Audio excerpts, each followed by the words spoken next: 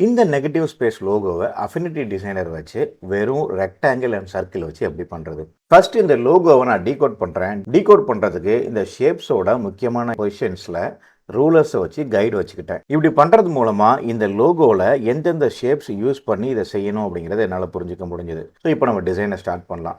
டிசைனுக்கு முதல்ல ஒரு ரெக்டாங்கிள் போட்டுக்கிட்டேன். அந்த ரெக்டாங்கிளோட டாப் ரைட் கார்னர் டூல் வச்சு நான் கொஞ்சம் கர்வ் ஆக்கிக்கிட்டேன். அடுத்ததாக அதே ரெக்டாங்கிளை டூப்ளிகேட் செஞ்சு ஹைட்டை கம்மி பண்ணி அதை ஹரிசாண்டலாக ஃப்ளிப் பண்ணிக்கிட்டேன். இப்போ ரைட் சைடு உள்ள ரெண்டு கார்னர் டூலை வச்சு ரவுண்ட் பண்ணி எடுத்துக்கிட்டேன். நம்ம டைனோசரோட வால் பகுதியை இதை வச்சு தான் செய்ய போகிறோம். இப்போ அந்த டைனோசர் கட்டி பிடிச்சிட்டு இருக்கிற ஏக்கு நான் மான்சராட் ஃபாண்ட்டை யூஸ் பண்ணி ஒரு ஏ போட்டு அந்த ஏவோட ஹைட்டை கொஞ்சம் கூடுதலாக்கிக்கிட்டேன்.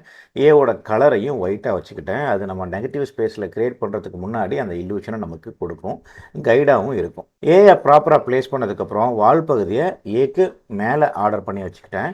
அந்த ஏவோட டாப்பை அலைன் பண்ணுற மாதிரி பென் டூலை வச்சு ஒரு ஹரிசாண்டல் லைனை ட்ரா பண்ணி எடுத்துக்கிட்டேன். இதே ஹரிசாண்டல் லைனை டூப்ளிகேட் செஞ்சு 90 டிகிரிஸ் ரொட்டேட் பண்ணி வெர்டிக்கலாகவும் நான் ப்ளேஸ் பண்ணி வச்சுக்கிட்டேன். இப்போ இந்த ஏவை அதுக்கு பின்னாடி இருக்கக்கூடிய ரெக்டாங்கிள்லேருந்து பூலியன் ஆப்ரேஷன் மூலமாக சப்ட்ராக்ட் பண்ணுறேன். இப்போ இந்த ஹரிசாண்டல் லைன், அந்த வெர்டிக்கல் லைன், அப்புறம் இந்த பின்னாடி இருக்கக்கூடிய நம்மளுடைய அந்த ஷேப், இந்த மூணையும் செலக்ட் பண்ணி ஷேப் பில்டர் மூலமாக இந்த லெஃப்ட் சைடு இருக்கிற போர்ஷனை மட்டும் நான் டெலீட் பண்ணிக்கிறேன். இப்போ எனக்கு டைனோசரோட வாய் எனக்கு கிடச்சிருச்சு.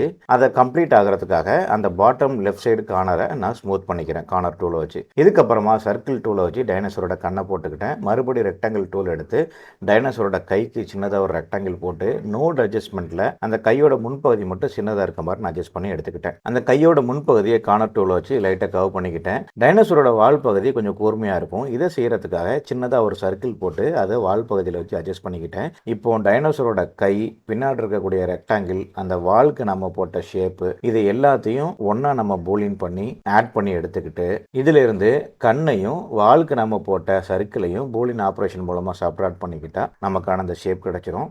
இதுக்கப்புறம் தேவையான இடங்கள்ல அந்த ஷார்ப்பாக இருக்கிறத மட்டும் நம்ம கார்னர் டூலை வச்சு கொஞ்சம் ஸ்மூத் பண்ணி எடுத்துக்கிட்டா இதுதான் நம்மளுடைய லோகோ. இந்த வீடியோ உங்களுக்கு இன்ஃபர்மேட்டிவாக இருந்ததுன்னு நம்புகிறேன்.